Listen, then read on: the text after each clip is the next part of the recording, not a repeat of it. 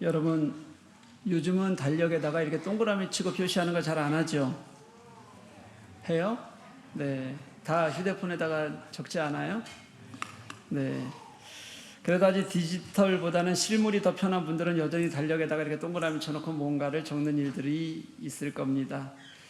요즘에 어떤 날들을 달력에 좀 적을까요? 뭐 적어요, 요즘에는요? 생일, 아내 생일이요? 결혼기념일, 또 뭐 휴가 계획, 또 누구 만날 약속들, 이런 것들 캘린더에다가 이렇게 또 동그라미 치고 적을 거라고 생각됩니다. 그런데 여러분, 예전에 7, 80년대에는 대부분의 서민 가정에서는 그 큰 달력이 있거든요. 그 큰 달력에 이렇게 가장 중요하게 꼭 동그라미 쳐서 뭐가 적힌 날이 있었어요. 많은 집들은 그랬어요. 뭐가 적혀 있었을까요?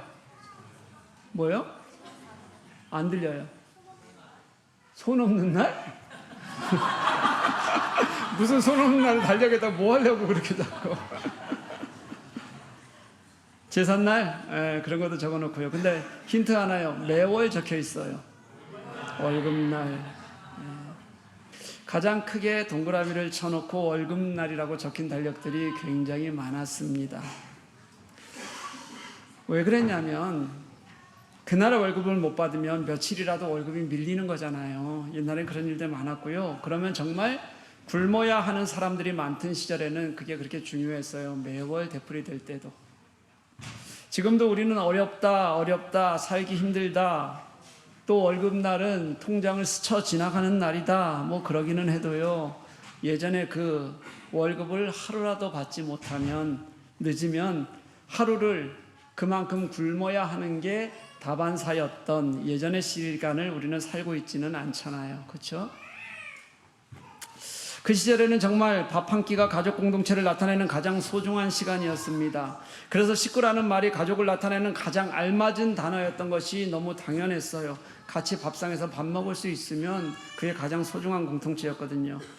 오늘 말씀을 준비하면서 저는 우리 교우들이 그렇게 월급날 동그라미를 치던 가족 같은 마음이 들었습니다. 한 끼 밥을 위해서 참고 기다리고 또 서로 도와야 하고 살아야 했던 우리 교회에서의 시간은 여러분들과 함께 그렇게 지나온 시간이었습니다. 한순간한순간이 너무 고맙고 의미 있고 같이 땀 흘리고 같이 숨 쉬는 게 여러분 기뻤습니다. 지난주 15주년 감사예배에서는 제가 하나님께 정말 감사하다는 마음을 가지고 여러분들에게 설교했잖아요. 오늘은 우리 교회 교우들 여러분께 이제 지난주에는 못했으니까 오늘 감사한 마음을 전하고 싶습니다. 오늘 본문은 성찬식을 할 때 사용하는 말씀입니다. 우리도 오늘 성찬식을 했어요. 이 성찬의 의미는 기독교에서는 아무리 강조해도 부족하지 않습니다. 성찬의 가장 큰 의미는 예수 그리스도를 기억하는 겁니다. 예수께서 마지막 만찬에서 부탁하셨던 너희가 먹을 때마다 너희가 마실 때마다 나를 기억하라고 하셨던 그 가르침을 따르는 예식이 성찬 예식입니다. 오늘 본문의 24절에서 25절에서는 기념하다라는 단어를 사용하고 있는데 이 단어의 원뜻도 기억하라라는 뜻과 동일합니다. 당신의 우리를 위해서 찢기신 살을 기억하고 우리를 위해 흘리신 피를 기억하는 것입니다. 우리를 구원하신 복음의 역사를 생명의 생생한 현장으로 그렇게 기억해내는 것, 그것이 우리에게 주어진 이 성찬의 의미입니다. 그러니 당연하게도 교회는 예수 그리스도의 십자가와 죽으심으로 함께 복음으로 묶여 있어야 하는 것은 너무도 당연하겠지요. 그 십자가를 기억하고 고백하는 사람들이 하나님을 향한 진실한 찬양을 그리고 하나님을 향한 노래하는 것, 그게 신약의 예배가 되었습니다. 그러니 우리의 예배는요, 예수님의 구원을 아는 바른 이해와 기억이 있어야 하고요, 그 기억에 진실한 감사와 감동을 가지고 드릴 수 있어야 합니다. 그래야 우리는 참된 예배를 드리는 것입니다. 그래야 그게 신약적 예배의 바른 이해입니다. 오늘은 사순절 첫 번째 주일이기도 하죠. 모든 절기, 이런 절기를 지키는 것도 마찬가지로 기억 때문입니다. 그냥 기억하는 것이 아니라 의미를 알아야 하고 그 의미에 마음을 더하라고 절기를 지키는 것입니다. 그래서 당신의 길을 묵상하면서 무엇 하나라도 내가 그분과 함께 해보자고 같이 걸음을 좀 디뎌보자고 그렇게 애쓰는 것이 우리의 사순절입니다. 진정한 교제는 이렇게 그분을 알기 위해서 애쓰는 것, 그분의 마음을 깨닫기 위해서 애쓰는 것에서 시작하는 겁니다. 당신이 나의 하나님이십니다. 당신이 나의 십자가의 구원의 역사로 나와 함께 하셨습니다. 그 구원임을 분명하게 고백하며 그렇게 나아갈 때 우리는 참된 그리스도의 은혜를 경험하는 예배자로, 그리고 오늘 기억이라는 이 키워드로 우리가 그렇게 성찬에 임할 수도 있는 것입니다. 그리고 성찬식의 또 하나의 의미는 그렇게 예수 그리스도의 피로 구원을 입은 신자들이 함께 서로 먹는 사람들이다, 서로 돌보는 사람들이다, 함께 섬기는 사람들이라는 것을 알게 하시는 의미도 있습니다. 오늘 본문의 의미가 그거였습니다. 오늘 본문의 성찬에 대한 가르침이 왜 나왔냐면 서로 고린도 교회 사람들이 당을 지었어요. 그리고 먹는 곳조차도 그렇게 당을 지어가지고 그렇게 함께 자기들끼리만 먹는 것을 책망하는 곳에서 나온 말씀이 오늘 이 성찬에 관한 말씀입니다. 우리가 읽지 않은 앞말씀이 그거예요. 여러분, 뭐라고 얘기하냐면 교회에 분쟁이 있었어요. 분쟁이 있으니까 분쟁마다 사람들이 당을 지었어요. 파당을요. 그 파당이 어떻게 나타났냐면 각각 자기끼리만 식사하는 걸로, 자기끼리만 밥을 먹는 걸로 나타났단 말이에요. 그러니까 어떤 당은 잘 먹고 너무 먹어서 취하게까지 하고, 또 어떤 당은 배를 골고 하는 일들이 교회에서 생기기 시작했어요. 간단히 말해 부자는 부자끼리 잘 먹고 잘 살았고, 교회 안에서도 가난한 이들은 먹을 게 없어서 배를 골았다는 뜻이에요. 22절에 뭐라고 우리가 읽지 않았는지 말씀하고 있냐면요, 너희가 먹고 마실 집이 없느냐, 너희가 하나님의 교회를 업신여기고 빈궁한 자들을 부끄럽게 하느냐, 그렇게 꾸짖었어요. 그렇게 자기들끼리 먹고 못 먹는 사람들을 부끄럽게 할 거면 왜 집에서 먹지 교회에서 먹고 그러느냐는 말이에요.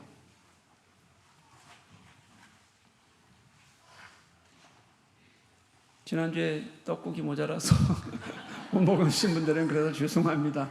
일부러 그런 거 아니에요. 먼저 먹은 사람들도 뭐 배불리 배 터지게 먹지는 않았을 겁니다. 그러면서 가르치신 게 성찬이었어요. 예수께서 잡히시던 밤에 나누시던 그 유월절 마지막 식사를 기억해 보라는 겁니다. 그 식사는 우리 모두를 위한 식사였고, 그 식사의 의미였던 예수님의 찢기신 몸과 흘리시는 피는 누구도 제외되지 않는 모든 이들을 위한 구원이었습니다. 거기에는 차별이 없었어요. 나누어짐이 없었어요. 그저 예수 그리스도의 대속의 은혜를 입은 모든 자들에게 주시는 하나님의 은혜였어요. 그게 성찬의 의미였단 말이죠. 그 식사를 접하고 그 식사를 나누는 신자들이 어떻게 차별하는 것이 옳겠느냐, 너희들 그러면 안 된다고 말씀하시는 그 말씀에 이어 나온 것이 오늘 성찬은 이렇게 지어진 거야, 이렇게 말씀하신 거야 라고 가르치는 게 바울의 마음이었다는 거예요. 그러면서 33절에서 뭐라고 말하냐면, 그런즉 내 형제들아 먹으러 모일 때 서로 기다려라, 그렇게 말해요. 먼저 먹지 말라는 거예요.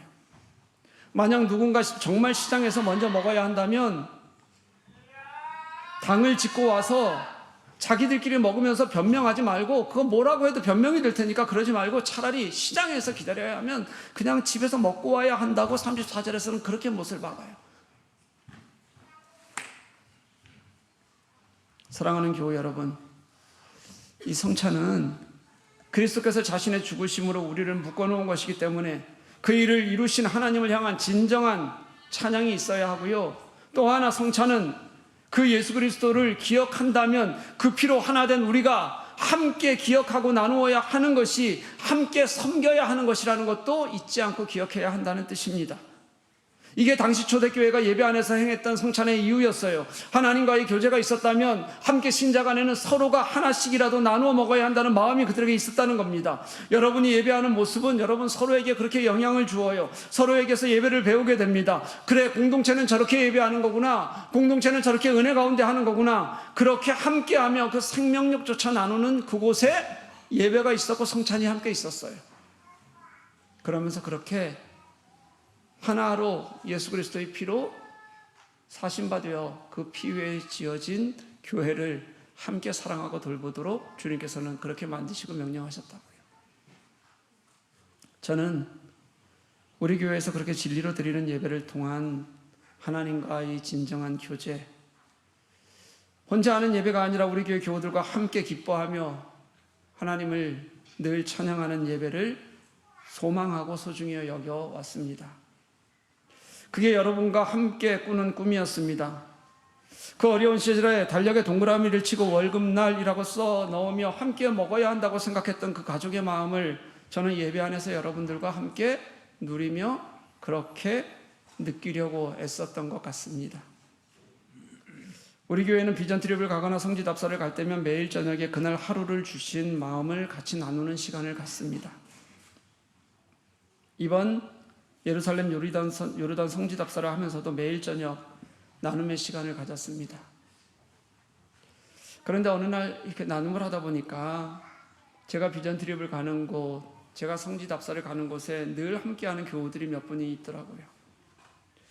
뭐 꼭 매번 가는 건 아니에요. 한 번씩 못 가기도 하지만 그래도 늘 동행하는 교우들이 그때 이렇게 눈에 띄는 거예요.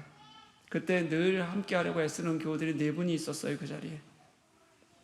그때 제가 그분들을 보면서 어떤 마음이 들었냐면 저분들이 나의 동역자구나, 이런 마음이 들었어요. 같은 비전을 가지고 가고 같은 방향을 바라보고 있고 같은 길을 걸을 때 함께 걷으며 제게 힘이 되어주는 그런 존재들이라는 것을 느낄 수 있었어요. 그런 생각을 하는데 마음에 그분들이 진짜 너무 고맙더라고요. 정말 큰 고마움이 있었고 주체할 수 없을 만한 감동이 제게 있었습니다. 사랑하는 교회 여러분, 저는 여러분들로부터 힘을 얻고 위로를 받습니다. 저는 여러분 누군가의 기도와 옆에 있어주는 마음에서 공동체의 교제를 지금까지 해올 수 있었고 15년의 시간이 제게는 그렇게 좋은 시간이었습니다. 여러분들에게 너무 감사한 마음을 늘 가지고 있습니다. 매일 혼난다고 막 그러는데 제 속은 늘 감사해요. 그런데도 우리가 그렇게 한 교회 같은 예배 공동체라면, 그런데 여러분 저만 그런 마음을 가지면 안 돼요. 여러분들도 동일하게 같은 마음을 품어야 해요. 여러분들도 그런 마음으로 서로를 느낄 수 있어야 되고 돌아볼 수 있어야 해요. 누구라도 참 하나님을 함께 찬양해야 하고요. 누구라도 여기 있는 누군가 때문에 또 힘을 얻을 수 있어야 되고 일어날 수 있어야 합니다. 이게 공동체의 약속이고 함께 예배하는 공동체입니다. 그렇게 하고 계실 거라고 생각합니다. 여러분 꼭 그렇게 하셔야 합니다. 이런 교회에서 여러분과 함께 목회할 수 있도록 도와주셔서 늘 그래서 감사하다는 생각을 가지고 있습니다. 우리 교회는 제게 목회의 기쁨도 알게 하셨고 목회의 또 성장이 무엇인지도, 신앙의 성장이 무엇인지도 함께 볼 수 있도록 그렇게 도와주셨습니다. 저는 이런 교회에서 목회하는 것이 얼마나 큰 기쁨인지를 여러분들에게만 말하지 않지만 밖에 나가면 늘 말하고 다닙니다. 진짜예요. 제가 우리 교회 목회를 시작하면서 교우들에게 늘 말씀드린 것이 있습니다. 최선을 다하겠습니다. 진실하게 하겠습니다. 저 마음 변하지 않고 할게요. 혹시 제가 변한 것처럼 보이더라도 실제는 그런 게 아닐 테니 믿어주십시오 라고 늘 처음부터 얘기했습니다. 왜냐하면 만약 내가 조금이라도 교회를 섬기는 데 부정적인 변화가 생기면 여러분들에게 먼저 말씀드리고 교회를 사임하겠습니다. 문제가 되기 전에 제가 먼저 민감하게 반응할 테니 저를 믿어주십시오 라고 그렇게 말해왔어요. 그러니 내가 먼저 말할 때까지 의심하지 말아주십시오. 기다려주십시오. 함께 해주십시오. 저는 지금까지 제가 부족하기는 하지만 그 약속을 여러분과 함께 지켜왔다고 생각합니다. 그리고 이제 또 하나의 약속을 여러분들과 지키려고 합니다. 제가 우리 교회 목회를 40대 초반의 젊은 나이에 시작했는데 이제 50대 후반이 되었습니다. 목회자로서는 아직 젊은 나이이긴 합니다. 하지만 목회를 하면서 몸이 꽤 힘든 순간들도 있었습니다. 너무 많이 힘들 때 교우들께 호소하기도 했고 때로는 혼자 묵묵히 지나가기도 했습니다. 그리고 지금은 이전처럼 몸이 잘 받쳐주지 않습니다. 늘 피로한 상태로 강단에 서는 일이 매주 반복됩니다. 주일에는 내가 이 정도로 집중하지 못하면서 설교할 수 있을까? 해도 괜찮은 건가? 그렇게 생각할 만큼 피로감이 쌓여 있을 때가 많습니다. 그러다 보니 가장 큰 문제는 내가 먼저 말씀 속에서 감동받아야 되는데, 말씀이 나를 먼저 사로잡게 해야 되는데, 그렇게 은혜로 준비해서 여러분 앞에 서야 하는데 그게 제가 힘이 붙일 때가 계속 늘어나는 겁니다. 이건 설교자의 바른 자세가 아닙니다. 결국은 교회를 사랑하는 일도 아니게 될 것입니다.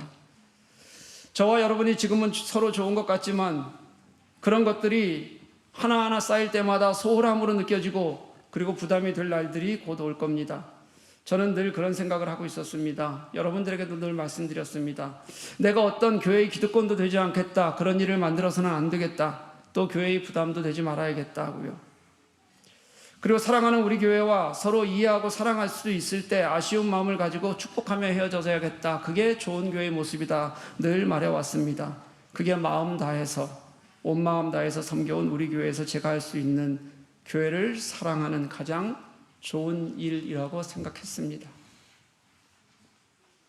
앞으로도 올 12월 말까지 하나님께서 제게 허락하셨던 이 귀한 은혜의 시간을 정말 가슴 깊이 감사하면서 최선을 다해서 예배하고 섬기려고 합니다. 그리고 2026년을 마치면서 우리 교회의 16년 사역을 마무리하도록 하겠습니다. 지난주 창립 15주년 감사 예배가 참 감사했습니다.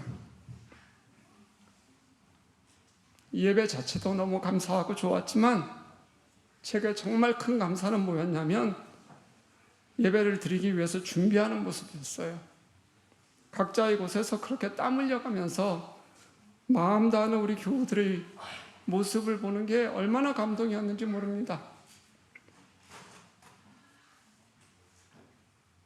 저는 우리 교회를 사랑합니다. 누구보다도 사랑한다고 말하고 싶습니다. 그런 제가, 교회를 사랑하는 제가 교회를 위해 할 수 있는 가장 최선의 선택이라고 여러분 믿어주셨으면 좋겠습니다. 교회가 싸우지 않고 내려놓고 포기하며 분리개척을 하고 세워졌듯이 목사가 욕심내지 않고 교회를 사랑하는 마음으로 내려놓게 하시는 것도 분명히 하나님의 사랑일 것이라고 저는 그렇게 믿습니다. 사랑하는 교회 여러분, 제가 여러분 한 분 한 분 다 만나 설명하지 않겠습니다. 하지만 그렇게 교회를 사랑하는 제가 교회를 잘 아는 목회자의 영성을 가지고 교회를 섬겨오면서 제가 할 수 있는 가장 좋은 선택이었다고 그렇게 믿어주십시오. 물론 저는 우리 교회가 제 목회의 마지막 자리가 될 것입니다. 어디에서도 목회를 하지 않는 완전한 은퇴를 하려고 합니다. 더 할 거면 우리 교회에서 하지 다른 곳에서 할 생각이 없습니다. 그래서 남은 시간은 여러분과 제 목회의 마지막이면서 여러분과의 마지막 시간이 정말 서로 이해하고 사랑하고 아름답게 마무리될 수 있었으면 좋겠습니다. 여러분들이 그렇게 도와주시기를 간절히 소망하는 마음입니다. 사랑하는 교우 여러분, 우리 올 한 해 정말 예수님만 생각하면서 참되게 우리 서로 사랑하며 교제하며 그렇게 하나님을 예배하십시다. 매주 예배가 십자가의 은혜로 하나님을 바라보는 예배가 될 수 있도록 우리 애쓰십시다. 우리 모두가 함께하는 공동체가 되어 하나님을 사모하는 마음을 잊지 마십시다. 그렇게 참된 예배자로 우리 올 한 해 우리 좋은 예배 드릴 수 있었으면 좋겠습니다. 저도 여러분과 참되게 예배하는 한 주 한 주를 늘 꿈꾸며 제가 할 수 있는 마지막 소망을 다하고 그렇게 예배하겠습니다.